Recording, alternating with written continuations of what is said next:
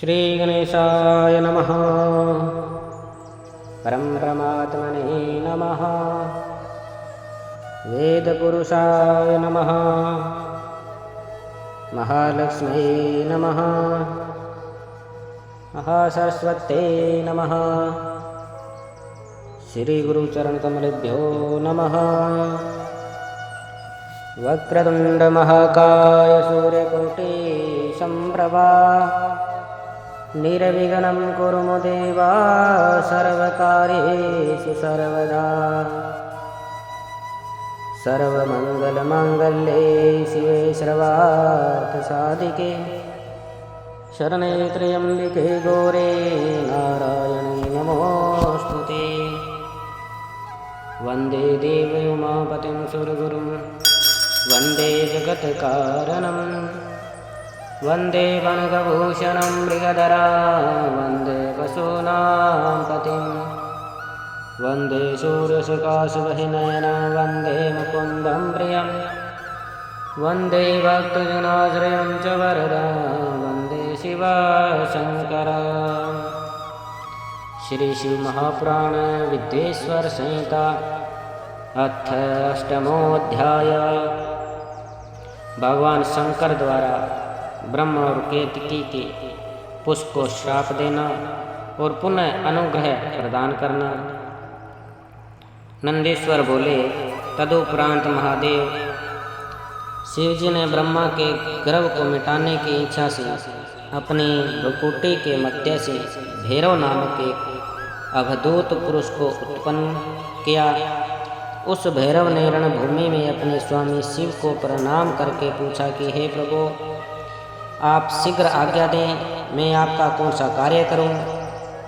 शिवजी बोले, हे वत्स, ये जो ब्रह्मा हैं वे इस सृष्टि के आदि देवता हैं।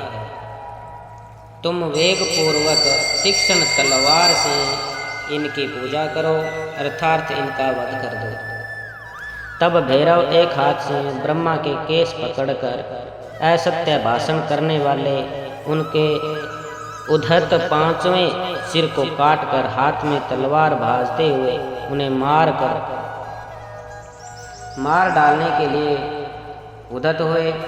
हे सनत कुमार, तब आपके पिता अपने आभूषण, वस्त्र, माला, उत्तरीय एवं निर्मल बालों के बिखर जाने से आंधी में झंझोर झोरे हुए केले के पेड़ और लता गुलफों में के समान कंपित होकर भैरव के चरण कमलों पर गिर पड़े।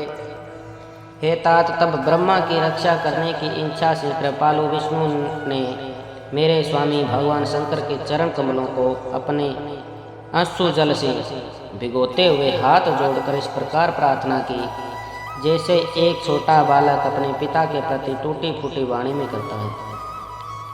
भगवान विष्णु बोले, हे ईश्वर, आप ही पहले कृपा पूर्वक इन ब्रह्मा को पंचानन रूप प्रदान किया था, इसलिए ये आपके अनुग्रह करने योग्य हैं। इनका अपराध क्षमा करें और इन पर प्रसन्न हो। भगवान अच्युत के द्वारा इस प्रकार प्रार्थना किए जाने पर शिवजी ने प्रसन्न होकर देवताओं के सामने ही ब्रह्मा को दंडित करने से भैरव को रोक दिया। शिवजी ने एक सिर से विहीन कपटी ब्रह्मा से कहा, हे ब्राह्मण, तुम श्रेष्ठता पाने के चक्कर में छठे तत्व को प्राप्त हो गए हो, इसलिए संसार में तुम्हारा सत्कार नहीं होगा और तुम्हारे मंदिर तथा पूजनोत्सव आदि नहीं होंगे। ब्रह्मा जी बोले, हे महाविभूति संपन्न स्वामी, आप मुझ पर प्रसन्न होइए। मैं आपकी कृपा से अपने सिर के कटने को भी आज श्रेष्ठ समझता हूँ।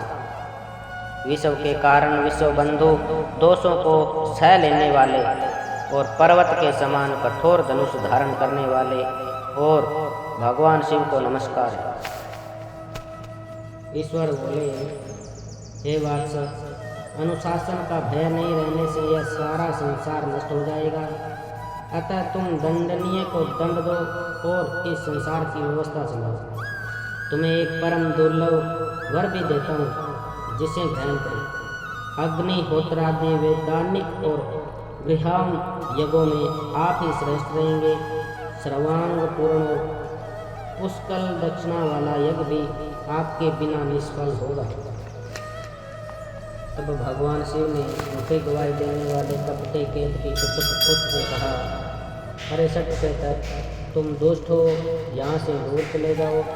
मेरी पूजा में उपस्थित तुम्हारा फूल मुझे प्रिय नहीं होगा। शिवजी द्वारा इस प्रकार कहते ही सभी देवताओं ने केतकी को उनके पास से हटाकर अन्यत्र भेज दिया। केतक बोला, हे नाथ, आपको नमस्कार है। आपकी आज्ञा के कारण मेरा तो जन्म ही निष्फल हो गया है। हे तात, मेरा अपराध क्षमा करें और मेरा जन्म सफल कर दें। जाने अनजाने में हुए पाप आपके स्मरण मात्र से नष्ट हो जाते हैं। फिर ऐसे प्रभावशाली आपके साक्षात दर्शन करने पर भी मेरे झूठ बोलने का दोष कैसे रह सकता है। उस सभास्थल में केतक पुष्प के इस प्रकार स्तुति करने पर भगवान सदाशिव ने कहा, मैं सत्य बोलने वाला हूँ, अतः मेरे द्वारा तुझे धारण किया जाना उचित नहीं है, किंतु मेरे ही अपने विष्णु आदि देवगण तुम्हें धारण करेंगे और तुम्हारा जन्म सफल होगा और मंडप आदि के बहाने तुम मेरे ऊपर भी उपस्थित रहोगे। इस प्रकार भगवान शंकर, ब्रह्मा, विष्णु और केतकी पुष्प पर अनुग्रह करके सभी देवताओं ने स्तुत होकर सभा में सुशोभित हुए। बोलिए विष्णु भगवान की जय। इति शिव महापुराणे प्रथमायां विद्येश्वर संहितायां शिवायानुग्रह वर्णनम नामो अष्टमोऽध्याय। इस प्रकार शिव महापुराण के अंतर्गत प्रथम विद्येश्वर संहिता में शिव की कृपा वर्णन नामक अध्याय पूर्ण हुआ। बोलिए शंकर भगवान की जय। ओम नमः शिवाय, ओम नमः शिवाय, हर हर भोले नमः शिवाय, नमः शिवाय, ओम नमः शिवाय, हर हर भोले।